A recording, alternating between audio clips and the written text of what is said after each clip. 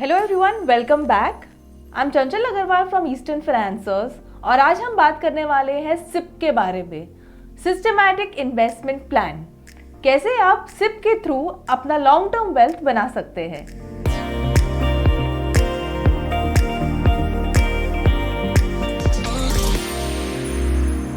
आपने काफ़ी सारे ऐसे लोगों के किस्से सुने होंगे जिन्होंने मीगर थोड़ा सा छोटा सा पैसा इन्वेस्ट किया था स्टॉक मार्केट में काफ़ी सालों पहले। फिर वो भूल गए उस पैसे के बारे में और लुक एट इट, काफ़ी सालों बाद वो बहुत बड़ा वेल्थ बन चुका है उनका। इसके साथ कुछ ऐसी स्टोरीज भी हैं जहां उन्होंने स्टॉक्स में पैसे डाले और वो स्टॉक्स डूब गए, कंपनीज एग्जिस्ट नहीं करी। Stock market is all about that. But क्या अगर हमारे पास टाइम नहीं हो या हमारे पास एक्सपर्टीज नहीं हो वो कुछ स्टॉक्स आइडेंटिफाई करने के लिए जो शायद हमको मल्टी बैगर पोर्टफोलियो या मल्टी बैगर रिटर्न दे सके, तो इस सिनेरियो में क्या करना चाहिए। इस सिनेरियो में म्यूचुअल फंड आपके साथ आता है। आप अपनी जो सेविंग्स होते हैं, जो भी आपका महीने का सेविंग होता है, उसमें से छोटा पोर्शन आप इन म्यूचुअल फंड्स में इन्वेस्ट कर सकते हैं consistently over a period of time. And आप देखेंगे कि कुछ सालों बाद ये जो छोटा छोटा इन्वेस्टमेंट्स आप कर रहे हैं वही एक बहुत बड़ा पोर्टफोलियो और बहुत बड़ा वेल्थ हो सकता है। सिप जो होता है वो होता है सिस्टमैटिक इन्वेस्टमेंट प्लान। यहाँ पे आपका जो वो पैसा है कंसिस्टेंटली ऑटो डेबिट होते रहता है हर महीने by the mutual fund agency, और वो आपके बिहाफ पे स्टॉक्स में इन्वेस्ट करते हैं या तो डेट पेपर्स में इन्वेस्ट करते हैं, डिपेंडिंग ऑन क्या स्कीम आपने ऑप्ट आउट किया है। मैं कुछ एडवांटेजेस, कुछ फीचर्स के बारे में बात करूंगी सिप का आपसे। फर्स्ट एडवांटेज होता है, और ये बहुत इंपॉर्टेंट एडवांटेज है, इज रूपी कॉस्ट एवरेजिंग। रूपी कॉस्ट एवरेजिंग क्या है? आज समझ लीजिए मार्केट, आज आप एक शेयर या एक म्यूचुअल फंड का जो यूनिट खरीद रहे हैं वो 100 रुपये का है, पर मार्केट्स तो करेक्ट हो रहे हैं। नेक्स्ट महीने समझिए कि वो 90 रुपये का हो गया, तो अभी आपका एवरेज कॉस्ट क्या हो गया? अज्यूमिंग आप एक एक यूनिट खरीद रहे हैं, पहले का 100 और नेक्स्ट महीने का 90, आपका एवरेज कॉस्ट हो गया 95। जैसे जैसे मार्केट करेक्ट होते जाता है, नीचे होते जाता है, आपका एवरेज कॉस्ट वैसे वैसे कम होते जाता है। लेट्स अज्यूम आपका एवरेज कॉस्ट 85 के बीच में आ गया है और there is a turn in bull market. अब मार्केट्स ने पिकअप कर लिया यहाँ से और आपका जो वो मार्केट वैल्यू है आपके कंसोलिडेटेड म्यूचुअल फंड का वो हो गया 100। बैक टू कॉस्ट आप आ गए हैं। यहाँ पे देखिए, इवन इफ आप बैक टू कॉस्ट आ गए, जो आपका पहला म्यूचुअल फंड गया था वो 100 रुपये के हिसाब से गया था और आज आप वापस 100 रुपये पे आ गए, बट आपका जो कंसोलिडेटेड एवरेज है, आपने जो हर महीने गिरते हुए मार्केट में खरीदा है, वो कंसोलिडेटेड एवरेज तो 80-85 हो गया, विच मीन्स आपके पोर्टफोलियो में अप्रॉक्सीमेटली 10 से 15 से 20 रुपए का गेन हो गया है। इसको बोलते हैं एवरेजिंग। अब एवरेजिंग तो उल्टा भी काम करता है। जैसे जैसे मार्केट ऊपर जाता है वैसे वैसे हर एक बढ़ते हुए मार्केट में आप इन्वेस्ट करते जाते हैं। यहाँ पर आपको एडवांटेज मिलता है कि जो आपका फर्स्ट फ्यू इन्वेस्टमेंट है वो शायद एक लोअर नैव पे या लोअर कॉस्ट पे हुआ है, और बढ़ते बढ़ते आपका जैसे मार्केट बढ़ रहा है वो आपको गेन्स अक्रू किए जा रहा है। सिप का मोस्ट इंपॉर्टेंट फंडामेंटल ये कि आप मार्केट टाइम नहीं कर सकते। हमें नहीं पता कि मार्केट 1 साल में, 3 साल में, 5 साल में या 10 साल में कैसा रहेगा। इसीलिए मैं हर एक मार्केट के उतार चढ़ाव पर कंसिस्टेंटली उसमें पैसा डालते रहती हूँ।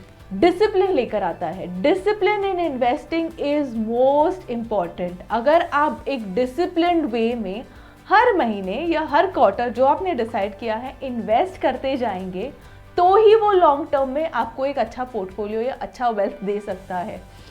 Randomness could get good gains, but it really depends. आज मेरे पास मे बी ये महीने काफ़ी सारे पैसे आ गए तो मैंने डाल दिया, 2 महीने मैंने कुछ नहीं किया, फिर रैंडमली मेरे पास पैसे आ गए, वापस मैंने म्यूचुअल फंड में डाल दिया। Randomness can not get you to the desired goal. क्या हो सकते हैं हमारे गोल? हमारे goal may be retirement planning हो, may be planning for a marriage, for education, for kids education and so on and so forth. तो ये जो हर एक गोल होता है हमारी लाइफ का, उसके लिए हम एक प्री डिटरमाइंड सिप कर सकते हैं। आपको अगर ध्यान हो, मैंने पिछले वीडियो में कंपाउंडिंग के बारे में बात किया था। See the power of compounding, because ये एक 8th वंडर ऑफ वर्ल्ड है जो शायद काफ़ी सारे इन्वेस्टर्स भूल जाते हैं। SIP combined with power of compounding is magical for your portfolio। अब सिर्फ मेरा सेविंग्स तो इतना है नहीं, मतलब मैं तो maybe I can't save too much, तो क्या मैं सिप कर सकती हूँ? Am I eligible for SIP? आप मानेंगे नहीं, SIP can start with as low as 500 रुपये। अगर आपके महीने का सिर्फ 500 रुपये भी बचता है, something as low as that, फिर भी आप सिप में इन्वेस्ट करके म्यूचुअल फंड में इन्वेस्ट कर सकते हैं।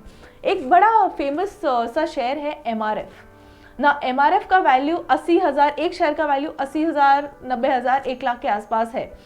शायद मैं उसको ना खरीद पाऊँ, पर सिप के थ्रू, म्यूचुअल फंड के थ्रू मैं उस एक फ्रैक्शनल शेयर ऑफ MRF को भी ओन कर सकती हूँ, जहाँ वो म्यूचुअल फंड 60 से 70 स्टॉक्स ओन करता है including an MRF। Through the SIP route I can also be a part of that MRF stock। अब ये तो बात हो गई सिप की, पर सिप चालू कब करना है? क्या मैं अभी चालू करूँ? पर मार्केट्स तो करेक्ट हो रहा है और US में बैंक्स का हमने काफ़ी सुना है इशू आ रहे हैं, तो शायद मैं 2-3 महीने वेट करूँ कि सिप मैं अभी चालू करूँ? There is no time। Ideally you should start your SIP now। Like I said, आप बुल मार्केट्स में भी सिप में पैसे डालिए, आप बेयर मार्केट्स में भी सिप पे पैसे डालिए, ताकि over a longer term period आपका रुपी कॉस्ट एवरेजिंग हो जाए। पर कितने साल के लिए सिप करना चाहिए? 1 साल, 3 साल, 5 साल? ये लॉन्ग टर्म होता कितना लॉन्ग टर्म है? Is 5 years a long term? Is 3 years a long term? और is 10 year plus a long term? There is no definition of long term. Long term का कोई डेफिनेशन नहीं है। लॉन्ग टर्म आपके goals पे depend करता है। आज अगर आप 20-30 साल के हैं और आपका गोल रिटायरमेंट प्लानिंग है, तो आपके लिए वो लॉन्ग टर्म काफ़ी लॉन्ग टर्म है। पर यहीं अगर आप 55-50 साल के हैं और अगर आप अपना रिटायरमेंट पोर्टफोलियो के लिए अक्यूमुलेट करें, तो शायद आपका लॉन्ग टर्म इतना लॉन्ग टर्म नहीं है, right? So the definition of long term or how longer can you invest in your SIP is really depending on who you are and what your goals are। हमको numbers बड़े अच्छे लगते हैं as Indians, right? So at this juncture ये एक chart देखिए, यहाँ पे इन्होंने दिसंबर 2010 में सिप चालू किया था 10,000 पर महीने का। बट मार्केट्स तो मार्केट्स है, मार्केट्स टम्बल होते गए। अब यहाँ पे देखिए कि उनका 2013 में रिटर्न्स ऑलमोस्ट नेगेटिव था। एज अ लेमैन इन्वेस्टर अगर मैं ये पोर्टफोलियो को देखूँ तो मैं तो बोलूँगी यार ये तो मतलब चल नहीं रहा है, म्यूचुअल फंड्स तो रिटर्न दे नहीं रहे हैं, let's switch out and come to a fixed deposit. हम सब बेच बाच के फिक्स्ड डिपॉजिट 6-7% पे पैसा डाल देते हैं। पर यही देखिए 1.5 साल बाद यही चार्ट ऑलमोस्ट 3x दे रहा है।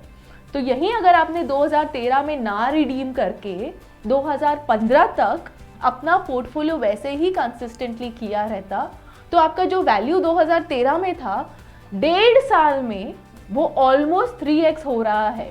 ये है सिप और ये होता है power of compounding. Stay tuned, because आगे के वीडियोस में हम काफ़ी सारे ऐसे इंटरेस्टिंग टॉपिक्स पे डिस्कशन करने वाले हैं। Do not forget to like, subscribe to our channel.